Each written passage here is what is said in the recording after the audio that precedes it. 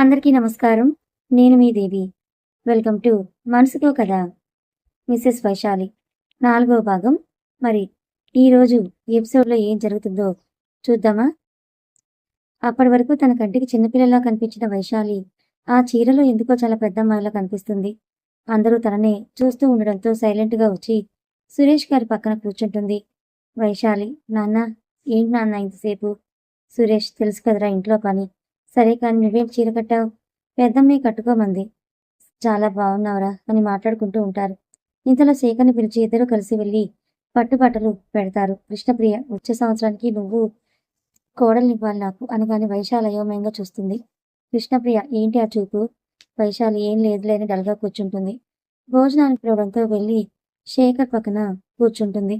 ఏమైంది అలా డల్గా ఉన్నావని నెమ్మదిగా అడుగుతాడు శేఖర్. ఏం లేదండి. మీ వదిన అన్న మాట గురించా? నేను చిన్నపిల్లనే కదండి. ఈ మాటలు మాట్లాడుతుందేంటి నా దగ్గర? శేఖర్ తన చేతికి పట్టుకుని, వాళ్ళకు కాదు, నాకు నాకు నువ్వు ఇప్పుడే పుట్టిన చిన్న పాపవి, వాళ్ళ గురించి పట్టించుకోకుండా తిను అనేసరికి అని తింటుంది. వైశాలి, అమ్మ మేము బయలుదేరుతాం, ఇంకా ఆయనకేదో పనుందంట. సరే, జాగ్రత్త, అబ్బాయిని జాగ్రత్తగా చూసుకో, సరేనా అనగాని సరే అని సురేష్ గారి దగ్గరికి వెళ్తుంది శేఖర్. సురేష్ గారు మాట్లాడుకోవడం చూసి, శ్రీవత్స, ఏంటి అప్పుడే వెళ్ళిపోవడం? కొంచెంసేపు ఉండొచ్చుగా.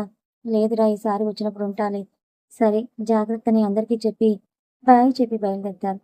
ఇంటికి వెళ్ళిన తర్వాత శ్రావణి సంతోషంగా కనిపించేసరికి, ఏంటొదినా, ఏదైనా విశేషమా? నువ్వు బాబాయ్ కాబోతున్నావు అనగానే అని నవ్వుతూ హక్ చేసుకుంటాడు గోవింద్ని. మహాలక్ష్మి వాళ్ళకి తెలిసి ఇంటికి బయలుదేరతారు. వైశాలి, కంగ్రాట్స్ అక్క అని నవ్వుతూ చెప్పగానే శ్రావణి నవ్వుతూ థ్యాంక్స్ రా అని అంటుంది. ఇంట్లో సందడి మొదలవుతుంది. అలా ఆనందంగా డేస్ పాస్ అవుతూ ఉండగా వైశాలి 10th ఎగ్జామ్స్ కూడా వచ్చేస్తాయి. శ్రావణికి 7వ నెల రావడంతో శ్రీమంతం అంగరంగ వైభవంగా చేస్తారు. శ్రావణి కూడా పుట్టింటికి వెళ్ళడంతో ఇంట్లో పని అంతా వైశాలి మీద పడుతుంది. అటు ఎగ్జామ్స్ చదువుకుంటూ ఇటు ఇంట్లో పనులన్నీ చాలా ఓపికగా చేసుకుంటూ ఉంటుంది. శేఖర్కి వైశాలికి తోడుగా ఉంటూ జాగ్రత్తగా చూసుకుంటూ ఉంటాడు. శేఖర్ ఉదయాన్నే లేచేసరికి వైశాలి ఆల్రెడీ లేచి ఉండడం చూసి టైం చూస్తాడు. 3:30 అయి ఉండడంతో ఏంటి మరి ఇంత పొద్దున్నే లేచింది అనుకుని బయటకు వచ్చి చూసేసరికి ఇల్లంతా తుడుస్తూ ఉంటుంది వైశాలి. వైశాలి, అప్పుడే లేచారేంటండి? నేను అదే అడుగుతున్నా. ఇంత పొద్దున్న ఎందుకు లేచావు అడుగుతాడు శేఖర్. అంటే రోజు లేట్ అయిపోతుంది కదండి, అందుకే ఇవాళ తొందరగా లేచా. పర్లేదు, పడుకోండి అని అంట్లు తోవడానికి వెళ్తుంది.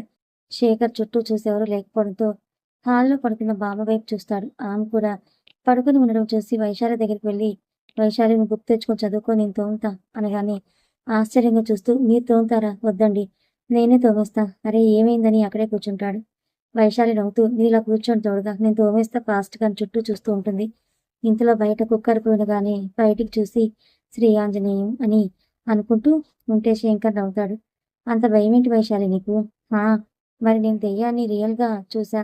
అప్పటి నుంచి దెయ్యాలు లేవని చెప్పినా నేను వినను, నమ్మనండి. ఎక్కడ చూసావు అది అని చుట్టూ చూస్తూ, వద్దండి, అయినా ఈ టైంలో మాట్లాడుకోకూడదు, తర్వాత చెప్తా, మళ్ళీ అది వస్తే అమ్మో అని చెప్తుంటే శేఖర్ నవ్వుతాడు వైశాలి మాటలకి. ఫ్రెష్ అయ్యిరండి, ఈ లోపల నువ్వు ఒక్కదానివే ఉన్నావుగా కానీ అనగాని వైశాలి చిన్నగా నవ్వి తొందరగా తోముతూ ఉంటుంది. అయిపోగాని శేఖర్ లోపలికి వెళ్ళిపోతాడు. వైశాలి చూసి వాకిలి ఉడిచి ముగ్గేస్తుంది. శేఖర్ బయటికి రావడంతో ఫ్రెష్ అవ్వడానికి వెళ్తుంది. వైశాలి రెడీ అయి బయటకు వచ్చేసరికి శేఖర్ కప్ పట్టుకొని రెడీగా ఉంటాడు. ఏంటండి మీరెందుకు పెట్టారు? నేను పెట్టేదానిగా. అరే ఏమైంది? ఇది కూడా తప్పేనా? ఇంటి తాగు అని మిల్క్ ఇస్తాడు. కాఫీ తాగడం నేర్చుకో వైశాలి అంటాడు శేఖర్. వైశాలి నవ్వి తలూపుతుంది. కొంతసేపటికి శేఖర్ పూజ చేసుకున్న తర్వాత గుడికి వెళ్ళి వస్తారు. వచ్చేసరికి అందరూ లేచి ఉండడం చూసి వంటగదిలోకి వెళ్ళి కాఫీ తీసుకుని వచ్చి అందరికి ఇస్తుంది.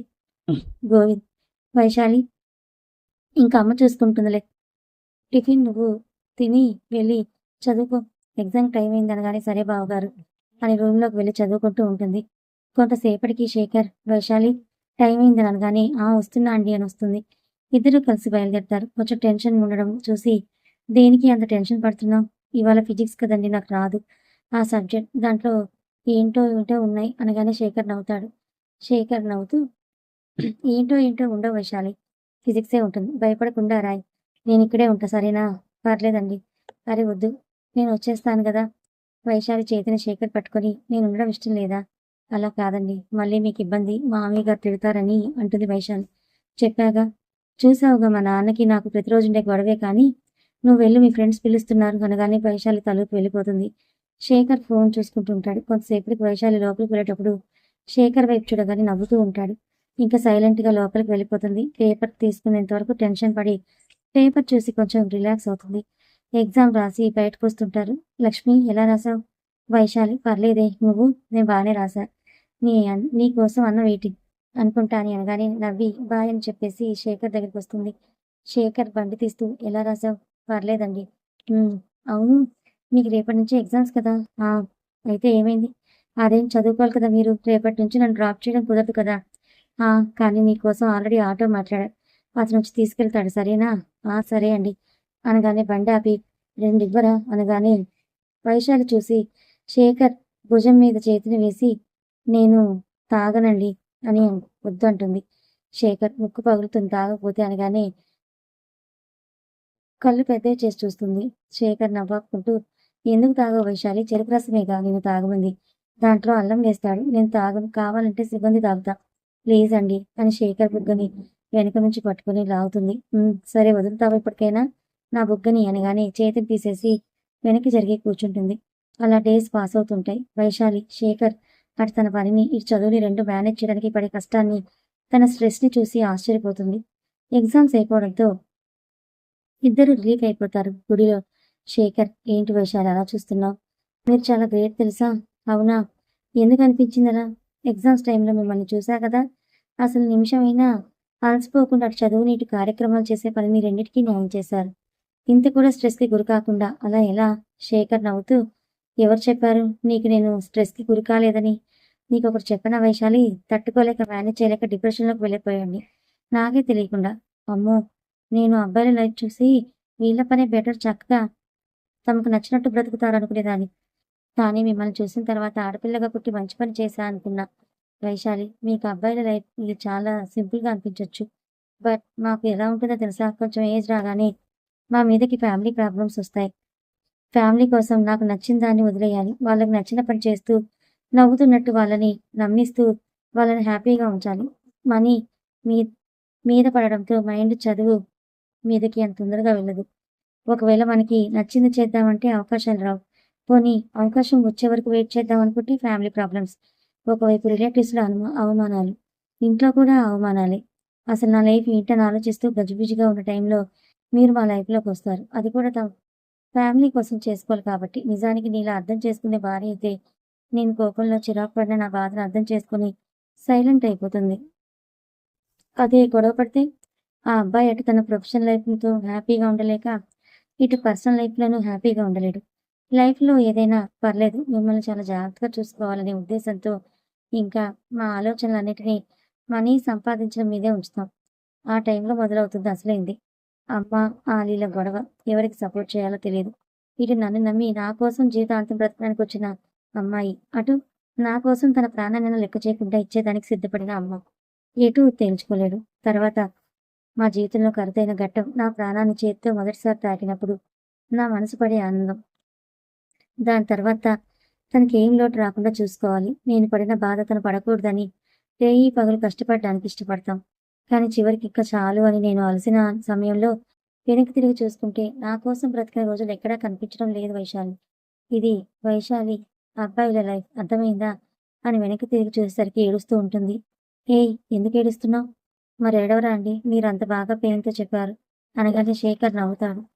వైశాలి కళ్ళు తుడుచుకొని శేఖర్ వైపు చూస్తుంది. ఎందుకో శేఖర్ తనకి చాలా బాగా నచ్చేశాడు. అది అట్రాక్షనో లేక ఏంటో ఆ భావానికి పేరు పెట్టాలనిపించలేదు తనకి. శేఖర్ ఏంటి మళ్ళలా చూస్తున్నావు?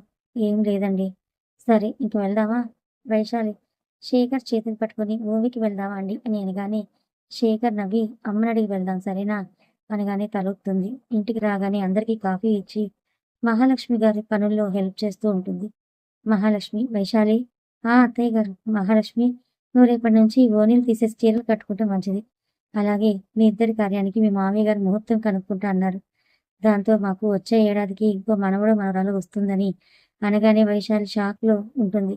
ఏంటమ్మా ఎలా ఉన్నావు? నువ్వు మళ్ళీ నీ పుట్టింటికి వెళ్ళాలి కదా! ఆషాఢ మాసం వస్తుంది. 6 నెలలు అక్కడే గడిచిపోతాయి. అందుకే ఈలోగానే చేద్దామని అర్థమైందా? ఇప్పటి వరకు చిన్నపిల్లవని మేము అంతగా పట్టించుకోలేదు కానీ నువ్వు ఇక నుంచి ఇలా డ్రెస్సులు వేసుకోవడాలు, ఓణీలు వేసుకోవడాలు ఆపి చీరలు కట్టుకో అని అనగానే సరే అని తలూపి లోపలికి వెళ్తుంది శేఖర్. అమ్మా నేను సినిమాకి వెళ్తున్నాం. వచ్చేసరికి నైట్ అవుతుంది. బామ్మ ఈ అర్ధరాత్రి సినిమాలేంట్రా? ఏ ఏమైంది? అది నా భార్యేగా. నాతోనేగా తనొచ్చేది. నువ్వంత టెన్షన్ పడకు. ఫస్ట్ టైం వెళ్తున్నాం. పెళ్ళై 4 నెలలైనా దాన్ని బయటకు తీసుకొని ఎక్కడికి వెళ్ళలేదు. బామ్మ ఓయబ్బో! ఏమవుతుంది నాయనా బయటకు తీసుకెళ్ళకపోతే నీ పెళ్ళాన్ని? ఓయ్ ముసలి నిన్ను చంపేస్తానే ఎక్కువ మాట్లాడితే. వైశాలి నువ్వురా అంటాడు. ఆ వస్తున్నా అండి అని శారీ కట్టుకొని వస్తుంది. శేఖర్ చూసి అదేంటి ఇలా రెడీ అయ్యింది? వైశాలి మహాలక్ష్మి గారిని చూడగానే వెళ్ళమన్నట్టుగా పర్మిషన్ ఇవ్వడంతో నవ్వుతూ శేఖర్ వెనుక నడుస్తుంది. సినిమాకి వెళ్ళిన తర్వాత కూర్చోగానే శేఖర్ వైశాలిని అలాగే చూస్తూ ఉంటే ఏంటండి అని అడుగుతుంది నవ్వుతూ. ఎవరైనా ఏమైనా అన్నారా నిన్ను? నన్నేమంటారండి? ఆ ముసలి ఏమైనా అందా? అయ్యో అదేం లేదండి. మరేమైంది ఫేస్ అలా ఉంది? అమ్మ వాళ్ళు గుర్తొచ్చి ఓ అని సినిమా బిగిన్ అవ్వడంతో చూస్తూ ఉంటారు. ఇంతలో మధ్యలో వైశాలి సినిమా చూస్తూ ఏడవడం చూసి ఏయ్ ఎందుకు వైశాలి ఏడుస్తున్నావు?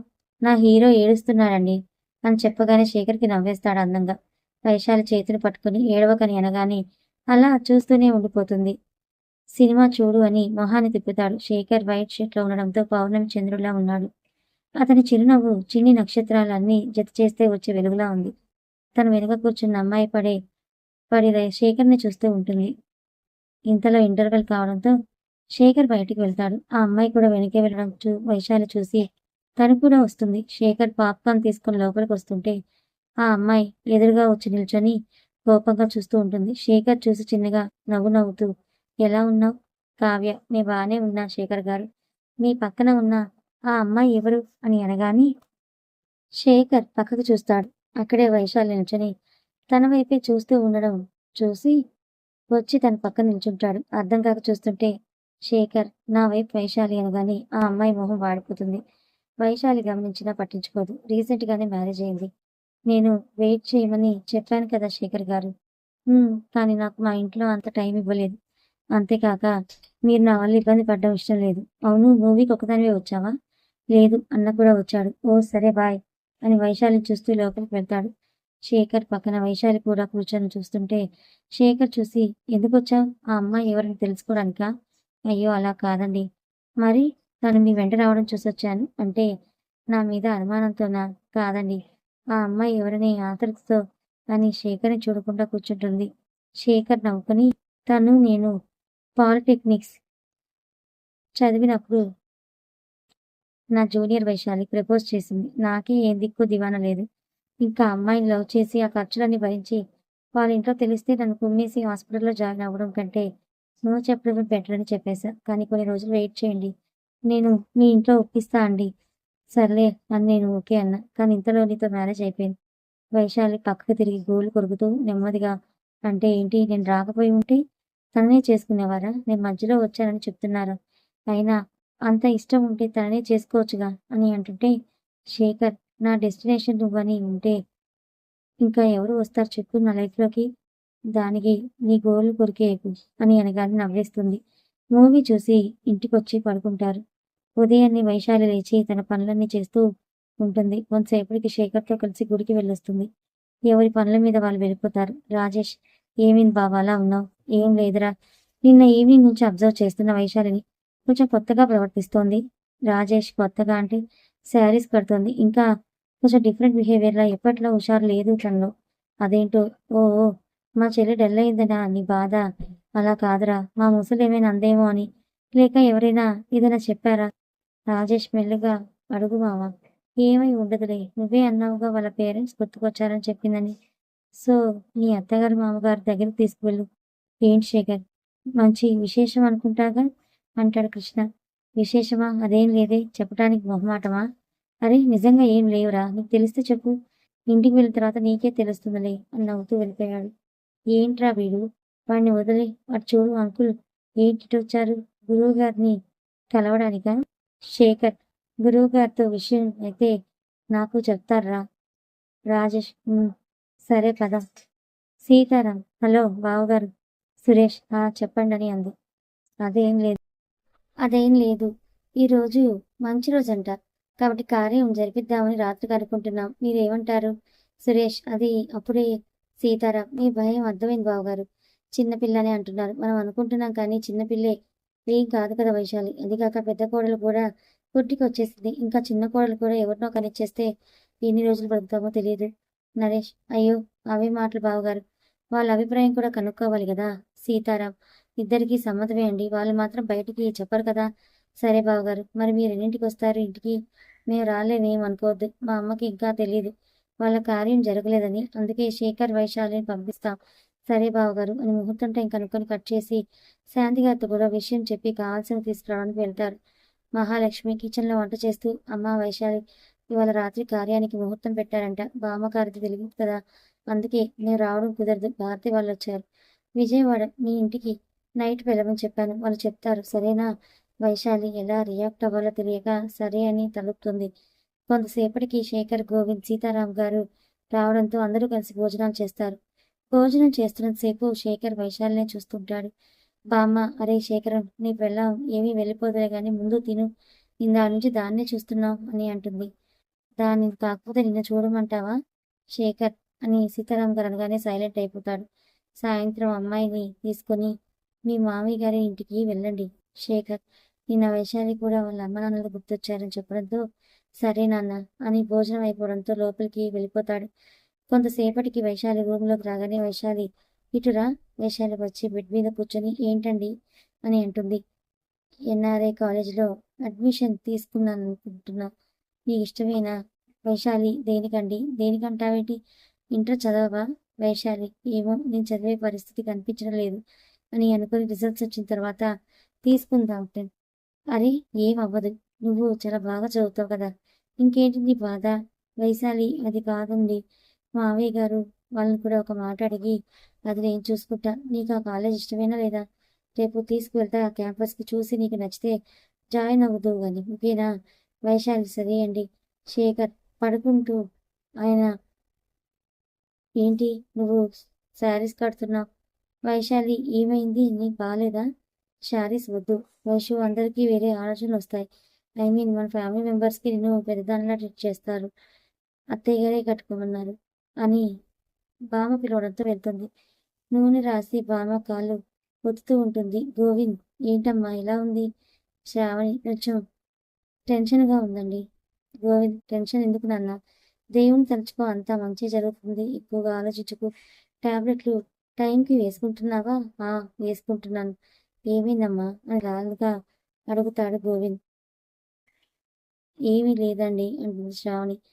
గోవింద్ అదిగో అందుకే కోపం వచ్చేది. ఏమైందో చెప్పు శ్రావణి. మిమ్మల్ని చూడాలని ఉంది. రేపు వస్తా శ్రావణి. రేపంతా నీతోనే ఉంటాను ఓకేనా? నవ్వుతూ కార్తీక్ థ్యాంక్ యూ అండి. ఇంకేంటి విషయాలు? గోవింద్ ఏమున్నాయి? నైట్ ఇవాళ శేఖర్ వాళ్ళకి ఫస్ట్ నైట్ అంట. శ్రావణి అదేంటండి? గోవింద్ తెలీదు. నాన్నగారు నిర్ణయం. అందుకే ఏం మాట్లాడలేదు. వైశాలి కూడా ఏం మాట్లాడటం లేదు. మరి ఎందుకో శ్రావణి ఇలా మాట్లాడుతుందండి. శేఖర్కి తెలుసా మరి? గోవింద్ బహుశా తెలియదని అనుకుంటున్నాను. గోవింద్ తెలీదు. నాన్నగారి నిర్ణయం. అందుకే ఏం మాట్లాడలేదు. వైశాలి కూడా ఏం మాట్లాడలేదు. మరి ఎందుకో శ్రావణి ఎలా మాట్లాడుతుందండి. శేఖర్కి తెలుసా మరి? బహుశా తెలియదనుకుంటా శ్రావణి. తనైనా అనుకున్న డ్రీమ్ను అచీవ్ చేయాలి. గోవింద్ సరే ఏం రాసి ఉంటుంది జరుగుతుందిలే నువ్వు ఆలోచించుకు. నా సొంత చెల్లి కాకపోయినా తనలో నేను కల్పిస్తున్నానండి అనగానే శ్రావణి మాటల్లో బాధ అర్థమై గోవింద్ సైలెంట్ అయిపోతాడు. గోవింద్ శ్రావణి సారీ ఇంకా దాని గురించి ఆలోచిస్తున్నావా? ఆలోచించుకుంటే ఎలా ఉంటానండి. సర్లేండి వదిలేయండి దాన్ని. తిన్నారా? ఇప్పుడే అమ్మ. సరే ఉంటా మరి జాగ్రత్త. శ్రావణి ఓకే ఉంటానండి అని కాల్ కట్ చేసి పడగొట్టింది. శేఖర్ వైశాలి కలిసి బయటదేరి విశాలి అమ్మకి వెళ్తారు. మధ్యలో ఆపి వైశాలి వైపు చూస్తాడు. దిగగానే శేఖర్ కూడా తిని పానీపూరి బండి దగ్గరికి వెళ్తారు. వైశాలి ఇప్పుడు ఎందుకండి? బాగా ఆకలిగా ఉంది వైశాలి. అందుకే ప్లీజ్ అనగానే సైలెంట్గా తలుపుతుంది. వైశాలి ప్లేట్ తీసుకొని తింటూ ఉంటుంది. డోంట్ ప్లే చాట్ అని మళ్ళీ చెప్తుంటే వైశాలి వద్దండి చాలు నాకు. పర్లేదు వైశాలి నా కోసం తిను. అయ్యో వద్దండి అనగానే సరే శేఖర్ తింటూ స్పూన్తో వైశాలి ముందుస్తాడు. వద్దని తలుపుతుంటే ఇదొక్కటే అన్నట్టుగా చూసేసరికి సరే అని తింటుంది. బయలుదేరుతారు. వైశాలి ఇంటికి వెళ్తారు. మొదటిసారి కావడంతో హారతిచ్చి లోపలికి తీసుకొని వస్తారు. శేఖర్ ఎలా ఉన్నారు మావయ్య గారు? ఎలా ఉన్నారు మావయ్య గారు? బాగున్న అల్లుడు గారని నవ్వుతాడు. మాట్లాడుతూ ఉంటారు. వైశాలి వంటగదిలోకి వెళ్తుంది. అమ్మా అని సైడ్ నుంచి హక్ చేసుకొని ఎలా ఉన్నావు? బానే ఉన్నారా? మీ అత్తగారు చెప్పారా విషయం? చెప్పారని తల దించుకుంటుంది. నీకు ఇష్టమేనా అని తలని పైకి ఎత్తుకుంది. ఏమో అమ్మా వైశాలి, నువ్వు చదువుకోవాలి కరెక్టే. అలాగే మీ కుటుంబాన్ని కూడా బాగా చూసుకోవాల్సిన బాధ్యత, వాళ్ళని ఆనందంగా ఉంచాల్సిన బాధ్యత కూడా నీ మీదే ఉంది. జరిగే పరిస్థితులకు సర్దుకుంటూ పోవాలి, అంతేకాని వాదించకూడదు, అర్థమైందా? శేఖర్ బాధపడేలా మాత్రం ప్రవర్తించకు. సరేనా అనగానే హా అని తలుపుతుంది. సరే, ఈ కాఫీ తీసుకెళ్ళి ఇచ్చేసిరా అనగానే తీసుకుని సురేష్ గారికి శేఖర్కి ఇస్తుంది. శేఖర్ నవ్వుతూ తీసుకుంటాడు. వైశాలి వెళ్ళి సురేష్ గారి పక్కన కూర్చుంటుంది. తనయ్య కనిపించడం లేదు, వాడు వాళ్ళ పిన్ని వాళ్ళ ఇంటికి వెళ్ళాడు. ఓ అని మాట్లాడుతుంటే ఇంతలో తన కళ్ళని ఎవరో మూయడంతో చేతులు తడుపుతాడు. అక్క, భారతి, వాళ్ళే కనిపెట్టావురా? చూసారా, మా తమ్ముడు కనిపెట్టలేదన్నాడు. అక్క మీరేంటి ఇక్కడ? అసలు విజయవాడ ఎప్పుడొచ్చారు? వంశీ, నీకు విషయం తెలీదా? శేఖర్, ఏం విషయం? నీకు అమ్మ ఏం చెప్పలేదా? లేదే, చెప్పలేదు. అదేంటి అల్లుడు గారు, ఇవాళ కార్యం అని తెలీదా? ఎవరికి? అరే తిక్క సన్నాసి అని నెత్తి మీద మొట్టి నీకు వైశాలికి అని అనగానే శేఖర్ వైశాలి వైపే చూస్తాడు. వైశాలి సైలెంట్ గా తలదించుకునేసరికి విషయం అర్థమై సైలెంట్ అయిపోతాడు. వంశీ, సురేష్ కలిసి శేఖర్ని, శాంతి, భారతి కలిసి వైశాలిని రెడీ చేస్తారు. కొంతసేపటికి నిశ్శబ్ద వాతావరణం, ఇరువురి మధ్య మాటలు మాయమై మౌనం రాజ్యం వెళ్తోంది. వైశాలి, నీకు దీని గురించి ముందే తెలుసా? తెలుసండి, అత్తయ్య గారు చెప్పారు. మరి నాకెందుకు చెప్పలేదు? అయినా ఎలా ఒప్పుకున్నావు? నువ్వు చదువుకోవాలనుకుంటున్నావు కదా. కానీ ఏంటి కానీ అని కొంచెం కోపంగా అని వైశాలి బిక్కమొహం చూసి కొంచెం కూలై, చూడు వైశాలి, నీకు నిజంగా చదవాలని ఉందా? ఉందండి. మరి దీనికి ఎందుకు ఒప్పుకున్నావు? నీకు తెలుసు లైఫ్ ఎలా చేంజ్ అవుతుందో. అత్తయ్య గారు వాళ్ళకి ఎదురు చెప్పలేక వైశాలి దగ్గరికి వచ్చి భుజం పట్టుకొని, చూడు వైశాలి, ఇలా ఎవరో ఏదో చెప్పారని నేను పాటించాలని పాతకాలం మాటలాపు. అందరూ చెప్తారు ఎదిరించకు, గౌరవించని. కానీ నీ డ్రీమ్ నీ ఎవరి కోసమో వదిలేయకూడదు. అలా వదిలేస్తున్నావు అంటే నీకు ఐడెంటిటీ లేకుండా చేస్తారు. నాకు తెలుసు, మనకి నచ్చిన దాన్ని వదిలేస్తే ఎలా ఉంటుందో. అందుకే నీ డ్రీమ్ ఫుల్ఫిల్ చేయాలనుకున్నా, కానీ నువ్వు వదిలేయడానికే సిద్ధపడ్డావు కదా. అది కాదండి, నీ కోసం నువ్వు కన్న కలలు నిజమవడానికి తోడుగా నేనుంటా. నువ్వు నా ఆస్తి. తాళి కట్టిన క్షణం నుంచి నువ్వేదైనా పని చేసినా జవాబు చెప్పాల్సింది, పర్మిషన్ అడగాల్సింది నన్ను. మా పేరెంట్స్ని, ఫ్యామిలీని గౌరవించాలి కరెక్టే. అది నీ గౌరవ భంగం కలిగినంత వరకు. నువ్వు నీకు ఇష్టం లేకుండా ఏదైనా బలవంతంగా చేయాల్సి వస్తున్నప్పుడు వాళ్ళకి నువ్వు అర్థమయ్యేలా చెప్పాలి. అంతేకాని దాన్ని వదులుకోకూడదు, నీ ఇష్టాన్ని. అంతేకాకుండా వాళ్ళ గౌరవాన్ని కూడా భంగం కలగకూడదు నీ వల్ల. అర్థమైందా? అర్థమైందండి అని అనగానే నుదుటిపై ముద్దు పెట్టి, భయపడకు, నువ్వు నీ డ్రీమ్ని ఫుల్ఫిల్ చేసేంత వరకు ఈ కార్యక్రమాన్ని వాయిదా వేద్దాంలే అని నవ్వగానే వైశాలి కూడా నవ్వుతుంది. అమ్మతో నేను మాట్లాడతా సరేనా అని తల మీద చేతిని వేసి నింపుతాడు. సరే అండి అని పాల గ్లాస్ చూపిస్తుంది. నేను టీ తాగుతా, కాఫీ తాగుతా, బట్ పాలు తాగే అలవాటు నాకు లేదు వైశాలి. నువ్వు తాగేసి నేను రాత్రిపూట తాగనండి. ఒక పని చేయి, షేర్ చేసుకుందాం. ఇంకో గ్లాస్ ఉందా అనగానే వైశాలి చూస్తుంది. శేఖర్కి అర్థమై సరే నువ్వు తాగి కొంచెం, వద్దండి ముందు మీరు తాగండి అని ఇవ్వగానే సరే అని కొంచెం తాగిస్తాడు. ఆ మిగిలిన కొంచెం వైశాలి తాగిన తర్వాత శేఖర్ పూలని తీసేస్తుంటే వైశాలి కూడా హెల్ప్ చేస్తుంది. మొత్తం క్లీన్ చేసి పడుకుంటారు. శేఖర్ పడుకున్న తర్వాత వైశాలి లేచి అలాగే చూస్తూ ఉంటుంది శేఖర్ని. వైశాలి, అంతగా నా గురించి నాకన్నా ఎక్కువగా ఆలోచిస్తారండి. కానీ కొంతసేపటికి నిద్రలోకి రావడంతో అలాగే నిద్రలోకి జారుకుంటుంది. ఉదయాన్నే తలుపు శబ్దంతో ఇద్దరు లేస్తారు. శేఖర్, వైశాలి ఎవరో తలుపు కొడుతున్నారు చూడు అనగానే అని లేచి వెళ్తుంది. డోర్ ఓపెన్ చేయగానే ఎదురుగా శాంతి గారు ఉండడం చూసి వెంటనే కళ్ళు నలుపుకొని, ఏంటి అమ్మా, సూర్యోదయం కాకముందే స్నానం చేయాలి, అందుకే తొందరగా నువ్వురా అని తీసుకెళ్తుంది. స్నానం చేసి రెడీ అయ్యి దేవుడికి దండం పెట్టుకుంది. ఇదిగో అల్లుడి గారికి కాఫీ ఇవ్వనగానే తీసుకుని వెళ్తుంది. లోపలికి వెళ్ళేసరికి శేఖర్ ఫ్రెష్ అయి రావడం చూసి కాఫీ ఇస్తుంది. థ్యాంక్స్ అని నవ్వుతూ తీసుకుంటాడు శేఖర్. శాంతి గారు పిలవడంతో వైశాలి వెళ్ళిపోతుంది. శేఖర్ బయట నిల్చిన వంశీని చూసి దగ్గరికి వెళ్తాడు. ఏంటి బావగారు, వేపు చెట్టుని ఏం చూస్తున్నారు అని అడుగుతాడు. కథ ఇంకా ఉంది. Thank you so much.